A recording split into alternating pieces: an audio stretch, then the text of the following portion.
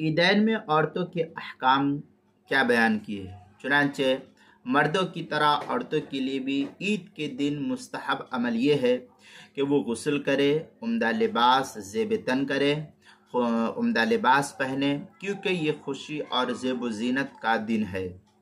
اور اگر چاہے تو عیدگاہ یا مساجد میں عید کی نماز ہو جانے کے بعد اپنے گھروں میں تنہا بطور شکرانہ نفل نماز پڑھ سکتی ہے، جتنی اللہ تعالیٰ کی طرف سے اس کو توفیق ملے۔ چنانچہ حلبی کبیری کے اندر ہے ثم یستحب للصلاۃ العید لصلاۃ العید ما یستحب للجمعہ من الاغتسال والاستیاق والتطیب ولبس احسن الثیاب۔ اس طریقے کی عبارت حلبی کبیری جو لاہور کا چھپا ہوا نسخہ ہے اس کے صفحہ 566، فتاوی شامی جو زکریا بک ڈپو دیوبند کا ہندی نسخہ اس کی تیسری جلد صفحہ 48، کتاب المسائل اس کی پہلی جلد صفحہ 473 پر بھی اس کو نقل کیا گیا ہے۔